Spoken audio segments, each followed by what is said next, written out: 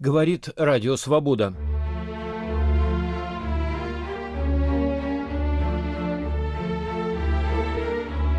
У микрофона Андрей Шарый. Здравствуйте. Имя американского журналиста и политолога Дэвида Саттера хорошо известно постоянным слушателям «Свободы» и читателям нашего сайта. Он отличный знаток постсоветских реалий, охотно делится своим мнением о происходящем в России и российско-американских отношениях, выступая в радиоэфире на наших дигитальных платформах. За событиями в России Саттер беспрерывно следит почти полвека, что превращает его в одного из патриархов американской политической русистики.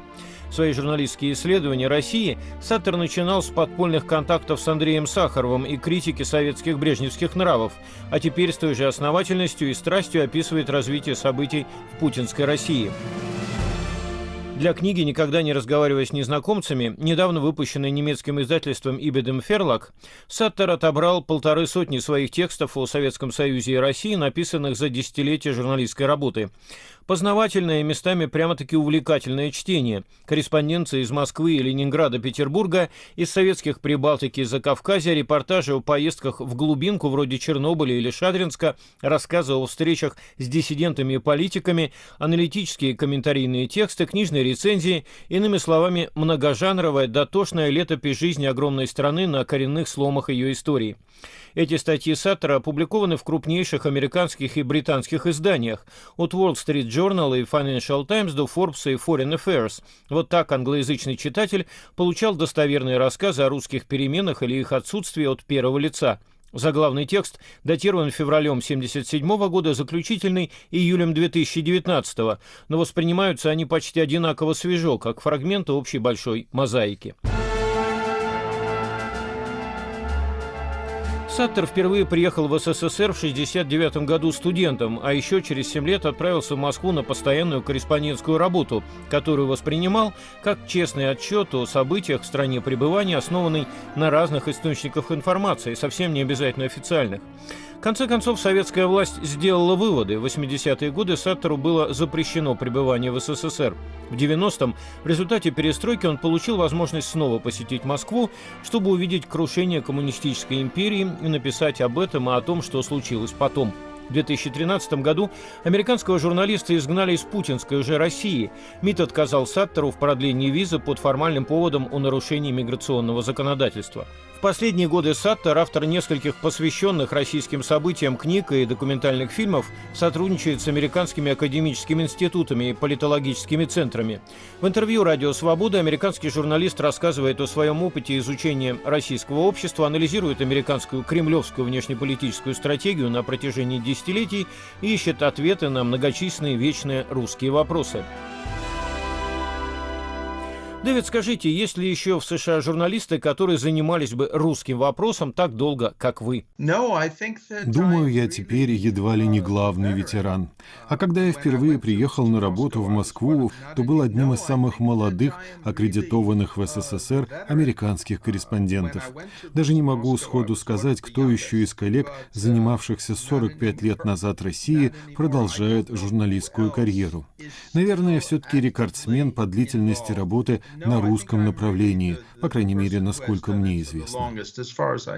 А у вас за эти годы не возникло ощущения, что русская политическая история развивается по кругу или по спирали? Многое из того, что вы видели в свое время в СССР, потихонечку возвращается в сегодняшнюю Россию. Да, многие российские исторические характеристики вновь проявляются в постсоветской России. Есть, конечно, и отличия. Нужно вот что иметь в виду. Доминировавшая в Советском Союзе идеология очень своеобразно конфигурировала общественное сознание. Люди в России сейчас свободнее, чем они были в СССР. В советское время граждан дурачили, но было легко понять, почему. У них попросту не было доступа к информации, которая могла бы дать правильное представление о реальности. Сейчас россияне более или менее имеют возможность получить верное представление о реальности, но большинство не хочет этого делать. В своей книге вы несколько раз отмечаете, отмечаете, что русская реальность вечно не соотносится с русской идеологией. Как считаете, это национальный способ восприятия мира или всего лишь стечение конкретных политических обстоятельств? Это особенность, которую иностранные гости замечали, путешествуя еще по царской России. Они писали о тенденции к созданию фальшивой реальности, причем не только, собственно, для населения страны, но и для всего окружающего мира. Лишь выдуманная реальность может узаконить наличие абсолютистской власти. Россия никогда не управлялась только с помощью силы. Любая российская власть, царская, советская, постсоветская, прикладывала усилия к тому, чтобы люди считали себя счастливыми в условиях отсутствия свободы.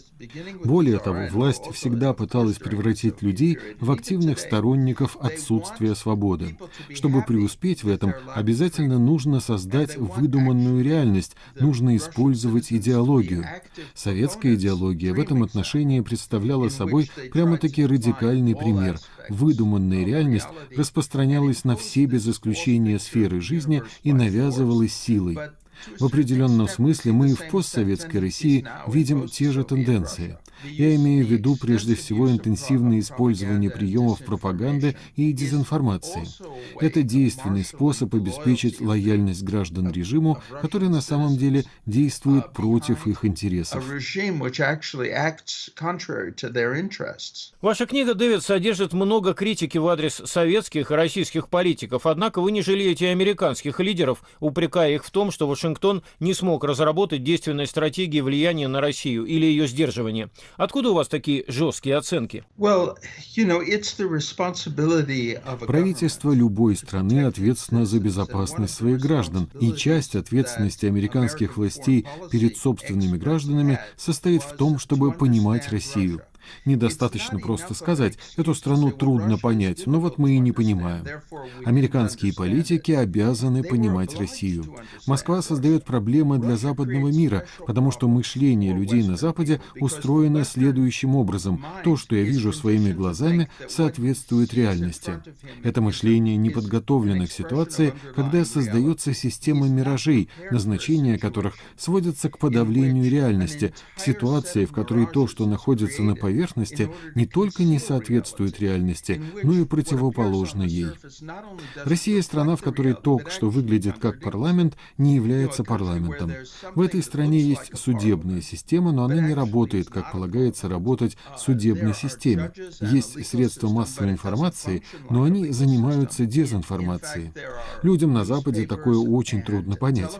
Бывший государственный секретарь США Джон Керри как-то публично удивился тому, что министр иностранных дел России Лавров солгал ему, глядя прямо в глаза. Керри был удивлен и обижен этим.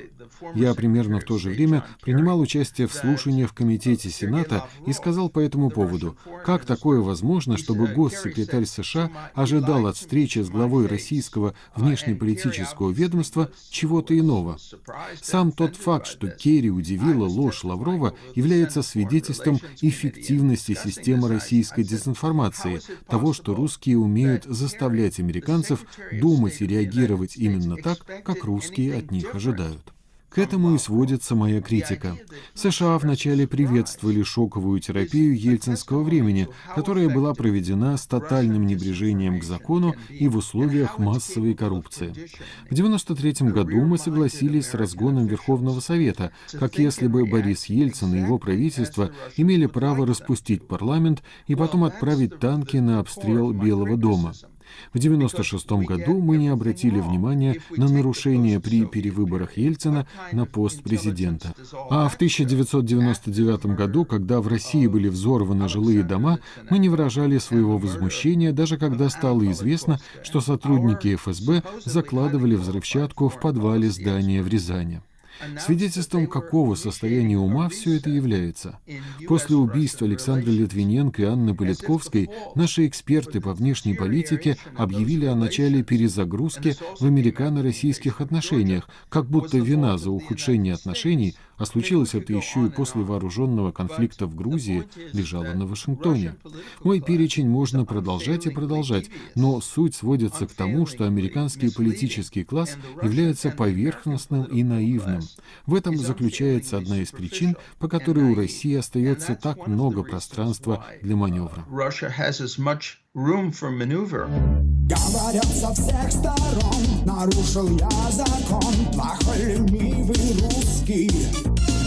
Я плохой супермен, я ненавижу плен и не скрываю чувства. Bad Russians, а я запою. Bad Russians, я снова с тобой. Bad Russians, я не потерплю усмешек за моей спиной. Bad Russians, а я запою. Bad Russians, я снова с тобой. Bad Russians, я не потерплю усмешек за моей спиной. Я верно понимаю, Дэвид, что вы не слишком оптимистичны в своих оценках понимания российских обстоятельств и со стороны нынешней американской администрации. Я не испытываю оптимизма. В нынешней американской администрации работают люди, которые сделали себе долгие политические карьеры и уже показали, что у них нет действительного понимания русской реальности. Проблема лежит даже глубже. Она глубже разногласий между республиканской и демократической партиями. Конечно, важно для американской публики. Для того, чтобы понимать Россию, ты должен понимать ее культуру, понимать ее историю, понимать ее философию, но прежде всего ты должен понимать, что общество в принципе может быть организовано совершенно иначе, чем организовано западное общество. Наполеон сказал когда-то: в Европе есть только две страны – Россия и все остальные. Проблема сводится к тому, что многие на Западе не готовы трансформировать свои взгляды на политическую реальность, когда и если речь идет только об одной стране. Они лишь следуют общеупотребимым подходам, которые могут привычно работать в знакомом им мире. Ну вот вы опытный эксперт с полувековым опытом изучения России. Дайте совет, как Западу вести себя с Владимиром Путиным, если он ведет себя не по той схеме, внутри которой действуют западные политики.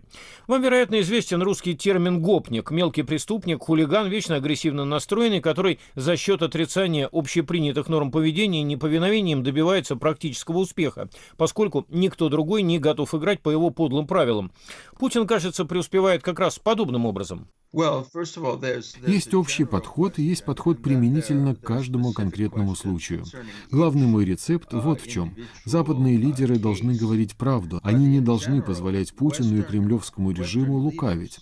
Например, если правительство Великобритании пришло к выводу, что Кремль несет ответственность за отравление Литвиненко, то позиция Лондона должна быть единодушна и твердо поддержана в Вашингтоне и других западных столицах с публичным выводом о том, что Путин стоит во главе совершившего преступление режима. Мы являемся свидетелями целого ряда в высшей степени неприглядных поступков, за которые несет ответственность российское руководство. Ну вот возьмите Бесланскую трагедию. Мы знаем, в том числе благодаря расследованиям «Новой газеты», что штурм школы был проведен с применением гранатометов и огнеметов, в то время, когда в здании было полно заложников, что в результате многие родители с детьми сгорели заживо. Нет в Европе другой такой страны, в которой заложников пытались бы освободить таким образом. Почему западное общество не способно обратить пристальное внимание даже на такие очевидные вещи? До той поры, пока это отношение не изменится, можно сказать, что Запад фактически попустительствует властям России. Кстати, примерно то же самое мы наблюдали в ситуации с гибелью в 2014 году малазийского лайнера MH17 над Восточной Украиной. Были все доказательства того, что за преступлением стояли российские власти, и что речь шла об акте политического терроризма, ведь в то время, когда ракета «Бука» поразила самолет, в небе не было истребителей украинских ВВС, только гражданские рейсы. Раз за разом мы упускаем возможность задавать очевидные вопросы о политическом поведении Москвы и выдвигать в ее адрес необходимые обвинения. В результате возникает ситуация, при которой люди, которых вы описываете как гопников, пользуются своей безнаказанностью и нарушают нормы поведения, естественные для западного общества. Так что прежде всего нужно громко говорить с Россией. Кроме этого, важен вот какой факт.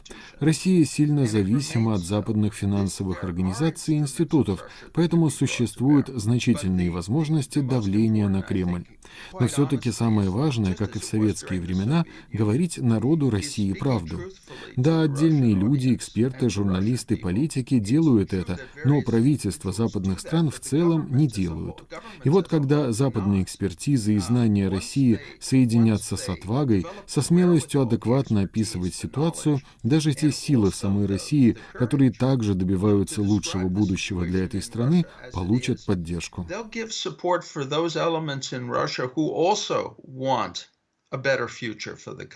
С вашей точки зрения, какая американская администрация была наиболее успешной в сдерживании России? Администрация Рональда Рейгана, конечно, и им удалось добиться больших успехов. Администрация Джорджа Буша-старшего в определенной степени продолжала стратегию Рейгана. Но после распада Советского Союза все, без исключения правительства США, демонстрировали феноменальную наивность и не использовали свои возможности влиять на ситуацию в России.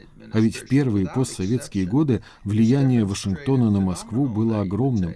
Если бы в Вашингтоне нашлись воля и знания для того, чтобы помочь скорректировать направление реформ, Москва двинулась бы в правильном направлении.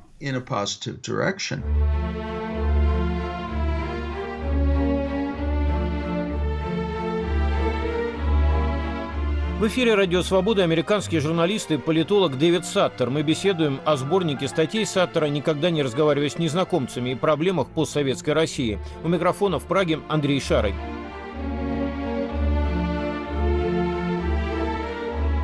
Предложу вашему вниманию архивную запись «Свободы». В 2013 году МИД России отказал Дэвиду Саттеру в продлении визы под формальным поводом о нарушении миграционного законодательства. Это была трагическая и по-своему забавная история. 14 января 2014 года я беседовал с Дэвидом в эфире программы «Время свободы». Включаем запись. Саттер прибыл в Москву в день истечения своей годовой визы в четверг, 21 ноября минувшего года, надеясь по договоренности с министерством быстро оформить разрешение на пребывание в России. В управлении Федеральной миграционной службы, выдающее разрешение на пребывание иностранцев на территории страны, журналист нанес визит во вторник, 26 ноября. 29 ноября 2013 года Таганский районный суд признал Саттера виновным в административном правонарушении. Журналист выплатил штраф и, согласно решению суда, покинул Россию и направился в Киев, где по новой договоренности с министерством повторно обратился с запросом о новой визе, в которой ему в конце концов было отказано. Дэвид Саттер находится сейчас в Лондоне. Это все было по инструкциям Министерства иностранных дел. У меня был действующий виза, который истек 14 января. Это был бизнес-виза, и идея была, что я буду это обменивать на визу, который дает мне право жить в России, как постоянный житель. Министерство иностранных дел настаивало на том, что я получу в Праге выездную визу, чтобы ехать в Россию и потом обменять эту визу на постоянную визу, что я просил. Я задержался в Праге из-за ошибки, может быть случайной, может быть умышленной, которые были сделаны в виза-офис, который работает для русского посольства в Праге. Мы звонили туда, в Министерство иностранных дел, и спросили, что мы должны делать. Они советовали нас приехать 21-го и потом получить утром 22-го письмо от Министерства иностранных дел, пойти в ОВИР и получить ту визу, которую мы искали. Я строго, руководясь их инструкцией, летел в Москву 21-го. Утром 22-го они объяснили мне, что документ не готов, но это ничего не значит, что все в порядке. Подождите. Мы ждали, там был выходные, субботу, воскресенье. В понедельник документ тоже не был готов, только вторник. 26-го она была готова. Я ехал туда, в ОВИР, сразу же с этим приглашением от Министерства иностранных дел. И они сказали мне, что они не могут дать мне визу из-за того, что старая виза истек. Их дальнейшая рекомендация была ехать в Киев или в какой-то другой город, но вне пределов России. и начать процесс снова, который я сделал. У меня перед глазами комментарий Департамента информации и печати МИД России. Вот что тут написано. Дэвид Саттер получил в пресс-центре МИД России аккредитационное удостоверение срока на 1 год. Он по действующим миграционным правилам незамедлительно должен был явиться в управление Федеральной миграционной службы и получить многократную визу для пребывания на территории России. Несмотря на это, Саттер обратился в УФМС по городу Москвы лишь 26 ноября. Фактически с 22 по 26 ноября этот гражданин США находился на территории России незаконно. Это верно?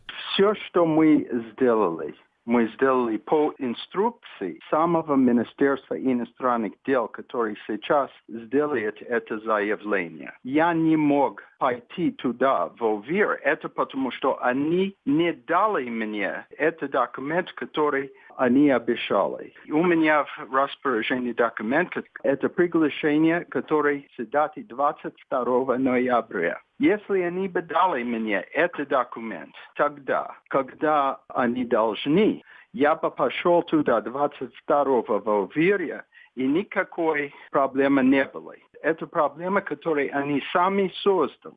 И они создали это умышленно, чтобы замаскировать настоящие причины для их действий. Я ехал в Киев по их предложению. И в Киеве они несколько раз сказали, что виза одобрена. И они даже 23 декабря послали мне номер приглашения и номер телекс.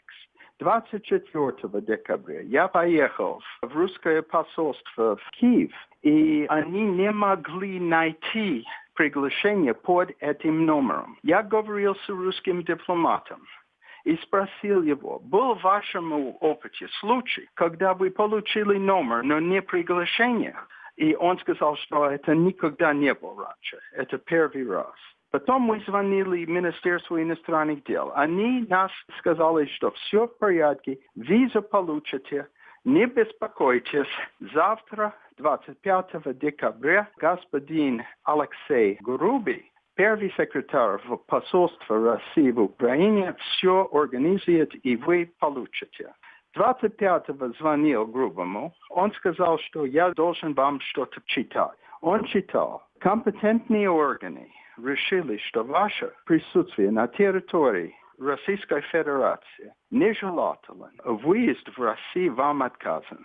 Это первый раз в моем карьере в России, многолетнем опыте, что такая формулировка, которую обычно используют в случаях шпионажа, был приписан именно корреспонденту. И у нас есть прецедент, потому что когда Люк Хардинг забыл что-то выполнить, и гораздо более вопиющий, чем в моем случае, они дали ему возможность и предложили ему, что он вернулся. Все это просто попытка обмануть мировую общественность. Дэвид, у вас есть объяснение, по которому так долго они тянули с вами? То есть не проще ли было сразу отказать вам в визе? Они иногда делают вещи просто из злости. Я не знаю. Я не могу это объяснить. Зачем за месяц до Олимпиады новый российско-американский скандал? Ведь вроде ничего такого оглушительно антипутинского вы не писали в последнее время. Я думаю, что надо подчеркнуть последнее время. Архивная запись «Радио Свобода». Дэвид Саттер о том, как его изгнали из России. Студия подкастов «Радио Свобода». Писатель Александр Генис, рок-критик Артемий Троицкий, поэт Елена Фанайлова, историк Майрбек Вачигаев. В вашем мобильном телефоне со своими гостями, суждениями, историями и звуками. Слушайте на всех подкаст-платформах. Просто наденьте наушники. Подкасты «Радио Свобода».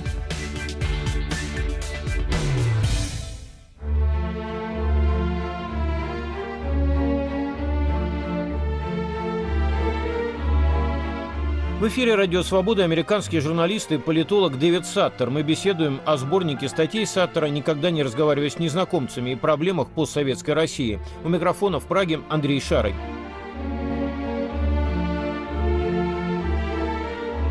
Давайте, Дэвид, теперь обратимся к вашим личным воспоминаниям. Вы впервые приехали в Советский Союз в самом конце 60-х, еще будучи студентом. Как я узнал из вашей книги «Украина. Земля ваших предков», у вас были тогда какие-то семейные сентименты? Вы намеревались изучать историческую родину своих прародителей или просто были молодым американцем в незнакомой стране? Скорее второе. Родственники моей мамы покинули Киев в 1913 году. Мои бабушка и дедушка знали русский, но не говорили по-русски в своей американской жизни. Так что мною двигали в основном не семейные связи с Россией, которые были для меня далекими. Мною двигала обстановка холодной войны. Советский Союз в ту пору представлял себя как страну-утопию, как надежду на будущее для всего мира, а социализм как верную дорогу ко всеобщей справедливости, как альтернативу капиталистическому злу. Это была невероятная, совершенно поглотившая меня, неизвестная мне страна. Мне выпала счастливая возможность начать изучение русского еще в средней школе. Среди моих учителей была эмигрантка из России, которая преподавала языковой курс. Так что я начал заниматься русским с 13 лет. Потом поступил в Оксфордский университет, и СССР оказался неожиданно близко. Стало возможным сесть в поезд и отправиться в Москву. Я воспользовался таким шансом, поскольку хотел выяснить, что это такое социалистический мир. Ну и, конечно, когда я оказался в Москве, то на меня произвело впечатление все то же самое, что всегда поражало в СССР любого иностранного путешественника. Длинные очереди, невозможность купить самое необходимое в магазинах, темнота на улицах, угрюмость окружения, стандартная архитектура. Даже ширина проспекта в центре города казалась мне нечеловеческой. Эти улицы столь широки, что их невозможно было перейти, не пользуясь подземными переходами. Я познакомился со многими советскими людьми и использовал свои знания русского, несовершенного в ту пору, но все-таки позволявшего общаться. Каждый иностранец, попадавший в СССР в 1969 году, представал в глазах местных жителей как посланник иного мира. К нам относились очень хорошо. Я несколько раз приезжал в Москву, пока учился в Оксфорде. Я изучал также философию тоталитаризма на основе работ Ханны Аренд. Это была тема моей дипломной работы. Повсюду в СССР, куда бы я ни направлялся, меня встречали плакаты, на которых были изображены рабочие со стиснутыми кулаками. Они выступали за мир, боролись против гонки вооружений. Это была в некотором смысле захватывающая, но сюрреалистическая атмосфера. У меня была возможность понять основы советской идеологии, изучением которой я занимался в университете, да и потом на протяжении всей моей журналистской карьеры.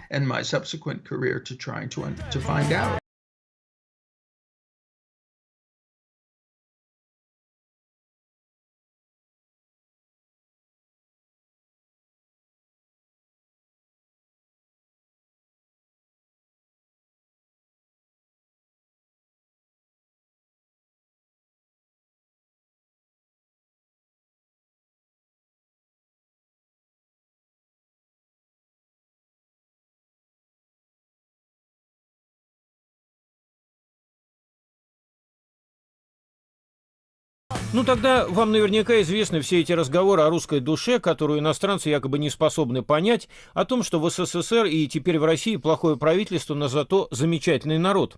Вы видите какую-то связь между, скажу так, качествами общества и политической системой, которую оно позволяет установить в своей стране? Ну, конечно, эта политическая система была навязана народу.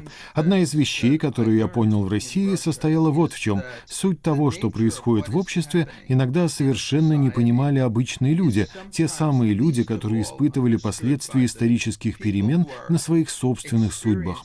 Множество людей пережили настоящие катаклизмы, включая распад Советского Союза и последующие драматические события, не понимая до конца, что именно вокруг происходит, не понимая, какие силы в эти перемены вовлечены. Проблема, думаю, состоит в том, что за десятилетия и века политических репрессий, за столетия идеологической дезинформации русские привыкли оценивать самих себя точно так же, как их оценивала власть, как сырье для достижения каких-то, иногда совершенно сумасбродных идеологических целей. В советский период такими целями было строительство коммунизма и распространение его благодати на весь мир. Ради этого советским людям полагалось жертвовать своим благосостоянием, достоянием, своими жизнями и, если требовалось, и жизнями других. Даже Путин сказал в одной из своих речей: то, что достигнуто нашей страной, результат жертв целых поколений, и мы не имеем права забывать об этом. Иными словами, население России существует во имя величия российского государства. Беда в том, что, к сожалению, российским государством управляет кучка негодяев. Получается, что российский народ существует ради преступных элементов, которые пришли к власти. Итог сводится к тому, что в России нет уважения. Скажу так, нет достаточного уважения к личности, и это находит самые разные внешние проявления.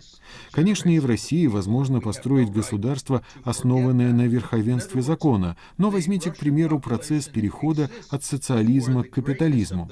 По данным демографов, в 90-е годы избыточные потери населения в России составили 6 миллионов человек. Иными словами, умерло на 6 миллионов человек больше, чем можно было предположить, основываясь на демографических трендах. Цена транзитного периода среди главных причин — избыточные болезни, разного рода чрезвычайные происшествия, рост преступности, общая обстановка безнадеги — оказалась совершенно ужасной. Однако люди, которые выиграли в результате перемен, сначала небольшая группа, но со временем она разрослась, остались к огромным человеческим потерям совершенно безучастными. Те методы, которые использовало правительство Егора Гайдара, в цивилизованной стране были бы неприемлемы, потому что накладывали слишком большие ограничения на обычных граждан. И вот, когда оцениваешь эти человеческие трагедии, когда оцениваешь преступления советской эпохи, то обращаешь внимание на относительное безразличие, с которым к таким потерям относится российское общество. Человек, увы, не считается в вашей стране самодостаточной ценностью, но рассматривается как частица политического процесса. Как таковой, он лишен возможности и способности выносить моральные суждения. В этом я вижу одну из причин, по которой Россия остается в высшей степени коррумпированной страной. Здесь и ответ на вопрос о том, почему коррупция является эффективным способом управления. Но ведь коррупция и авторитаризм не помогают развиваться институтам демократического общества, ровно наоборот. Скажите, ваша система аргументов воспринимается теми, кто занимается выработкой стратегии США по отношению к России? Ситуация в американских экспертных кругах сложилась печальная. Там не хотят слышать подобных аргументов. Приведу пример. Популярный вопрос, который обсуждается уже 2 десятилетия, звучит так: «Who is Mr. Putin?». Об этом написаны книги, это изучают в университетах, но ответы сводятся к поиску привычной, понятной американцам парадигмы. Мысль о том, что Путин — продукт совершенно иного общества, что система его мировоззрения и его психология кардинальным образом отличаются от того, к чему привыкли в США, толком не обсуждается. Это сказывается и на практике. На действия России США реагируют привычным образом, в логике американского поведения. России приписывают американские характеристики, в том числе и негативные. Русские, кстати, делают все возможное для того, чтобы укрепить США это неверное представление. Путина описывают так, чтобы было понятно американцам, на основании их американского политического опыта, а не как человека, сформировавшегося в условиях российского криминального полуподполья, как человека, который приведен к власти, чтобы закрепить совершенный в постсоветской России передел собственности. Клише доминирует в американской политике еще со времен распада Советского Союза. Тогда полагалось считать, что Ельцин — символ и отелотворение демократии.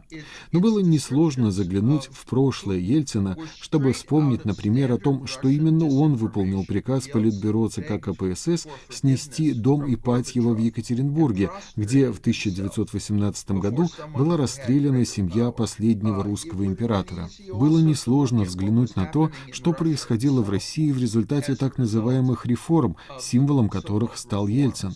Но ничего этого в США не было сделано, потому что никто не удосуживается заглянуть под поверхность. В этом одна из причин, по которым американскую политику на российском направлении, за исключением периода Рональда Рейгана, не назовешь эффективной. Похоже, и политическая перспектива России представляется вам мрачной и туманной.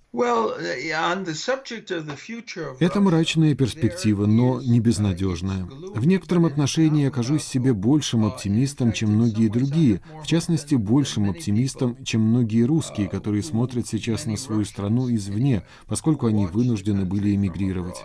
Мой покойный друг Владимир Войнович, прекрасный русский писатель, незадолго до своей смерти сказал мне, что в Россию придут изменения.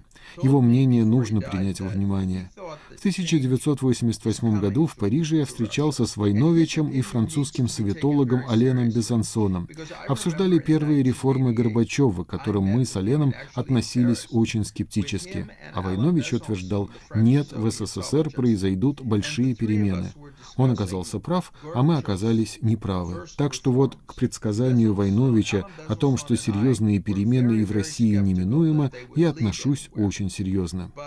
В России слишком современное общество, оно слишком далеко продвинулось в своем понимании свободы. Страна слишком сильно интегрирована в мировые процессы для того, чтобы навсегда остаться скованной политической системой такого типа, как путинская. Важным обстоятельством является свобода информации. Правда должна быть открыта, причем правда не только о преступлениях советского режима, но и о злодеяниях последующего времени. Особое место принадлежит истории со взрывами жилых домов в 1999 году. Эти взрывы были необходимы для консолидации ельцинского режима и перехода власти к Путину. И если станет известна правда о том, что произошло тогда, и во многих других случаях, отношение большинства населения к власти может измениться. Точно так же гласность переменила отношение общества к советскому опыту. России нужна своего рода комиссия правды, подобная комиссии правды и примирения, которая боролась с последствиями режима апартеида в Южной Африке. Да, эта южноафриканская комиссия столкнулась с огромными проблемами, но, по крайней мере, сделала попытку разобраться с прошлым. Нужно понять, что произошло в 1993 году, когда Ельцин разогнал парламент, что произошло в Беслане и в Московском театральном центре на Дубровке, почему убили Анну Политковскую, Юрия Щекочихина и многих других, как сбивали малайзийский самолет, каковы реальные обстоятельства вмешательства Кремля в украинские дела. Думаю, что при определенных обстоятельствах россияне способны отреагировать на открывшуюся правду. Но они же однажды сделали это в советское время. Правда может оказать обезоруживающий эффект на власть, если в стране начнутся массовые протесты. Так, между прочим, случилось в 1991 году при попытке государственного переворота. Членам ГКЧП можно предъявлять любые претензии за их стремление свергнуть законную власть, однако нужно признать, в решающий момент, столкнувшись с перспективой повторения кровавых событий на площади Тяньаньмэнь, они не пошли на применение силы. А вот Ельцин в 1993 году не был таким нерешительным. Почему же в 1991 году случилось так, а не иначе? Одна из причин в том, что советская идеология была дискредитирована. У ГКЧП не оказалось идеологической поддержки, оправдывавшей массовые убийства, и без такой поддержки путчисты не решились на еще большие преступления.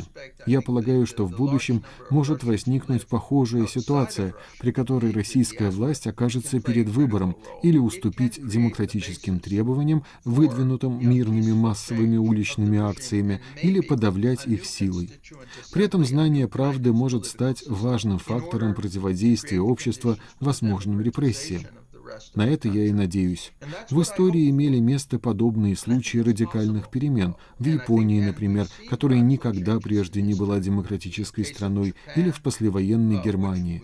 При определенных условиях громадные политические и социокультурные сдвиги возможны, и Россия вовсе не исключение.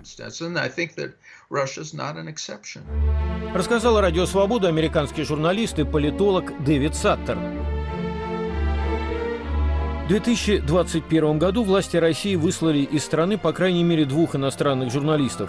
В начале ноября у корреспондента нидерландской газеты «De Volkskrant» Тома Венненко, как пояснили в МИД России, по причине административных нарушений отозвали вид на жительство. В конце августа была вынуждена уехать корреспондент британской телерадиокорпорации BBC Сара Рейнсфорд, после того, как российские власти объявили, что она представляет угрозу национальной безопасности. Вот что написала об этом тогда Рейнсфорд. Россия вступает в темный период, когда она более не претендует на роль в укреплении демократии. Конец цитаты.